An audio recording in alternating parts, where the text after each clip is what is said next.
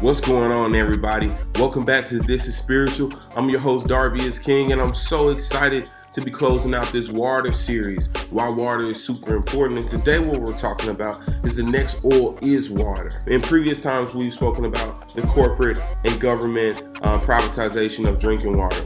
We also spoke about the civil rights violations via drinking water. But today, and finally, before we move on to other topics, especially as we approach Black History Month, we're closing out the water series with the next oil is water. So we'll jump right into it. Some analysts worry that the future wars will be fought over water. We see this as the thirsty population continues to grow, opportunistic politicians and powerful corporations battle for dwindling resources. We are here to talk about the next goal, and the next goal is water. So you're not misreading that at all. You're actually reading that correctly. Yes, people are trading on the water market now. You have to understand, operations that support genetic modification of crops, development of food that can tolerate salt water and wastewater, and developing drought-resistant crops are pushed through the virtual water trade as one of the best solutions for water problems. The United States is one of the highest exporters of virtual water. This would mean water consumed in manufacturing or growing of an export product. This also provides numerous opportunities for engagement with the rest of the world. So that's why it's so popular in the US. So in addition to the water trade, we also have to consider oceans worth of water being trapped under Earth's mantle. Understanding how much water is delivered to the mantle is important because it helps us explain how the mantle bows and arcs and how it melts, which solidifies some theories on the origins of the tectonic plates and how continental crust was formed. Water is carried to the mantle via the deep sea fault zone, which breaches the ocean's plates as it bends into the subduction zones, which is where one tectonic plate meets another and is forced beneath it. The largest earthquakes can occur on a subduction zone. When water cycles back to the mantle, some gets trapped beneath the mantle in Earth's subduction zones. This theory has been known for quite some time, that age-old water could still be trapped in these subduction zones. This also supports the theory that large amounts of water could still be stored inside of the earth. The Canadian water that you see here could be billions of years old. The water is rich in minerals and in gases. These gases could provide energy for microbes that may not have been exposed to the sun for billions of years. The crystalline rocks surrounding the water are thought to be 2.7 billion years old, but no one thought that the water inside of the crystalline rocks could be as old as the rocks themselves. Using groundbreaking technology, scientists were able to identify that this water was at least 1.5 billion years old and could actually be older. My friends, last video we spoke about the Guarani Aquifer. Water is definitely the next oil. Mark Twain once said, "Whiskey is for drinking, water is for fighting over." And that's very true.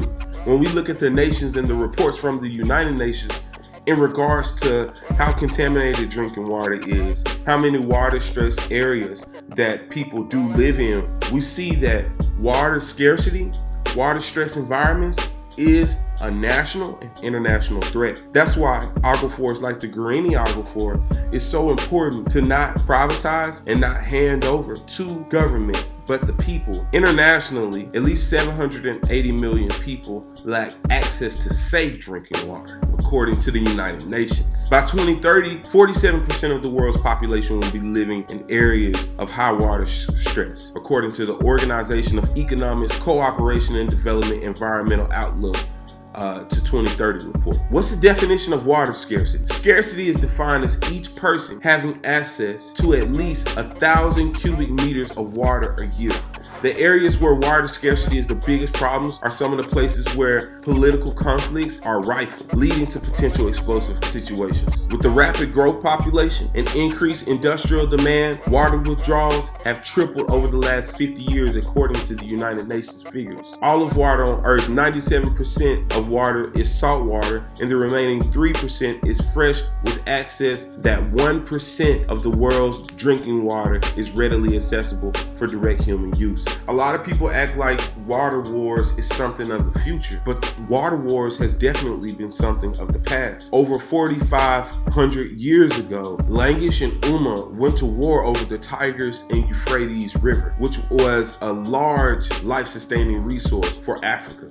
As global warming continues to increase, and as food prices continues to increase, we will see the demand for water also continues to increase. We can look at situations and examples from Bolivia, South Africa, India, Botswana, Mexico, and even parts of the US to see that water scarcity in the history of conflict over water is definitely more reachable and obtainable than we realize. It's just as simple. The global water security is very important, and let's talk about it. Water shortages, poor water quality, and floods are unlikely by themselves to result in state failure. However, when water problems combine with poverty, social tensions, environmental degradation, poor leadership, and weak political institutions, this can contribute to social disruptions that can result in a country's failure. Water tension has led to far more water agreements than water tension.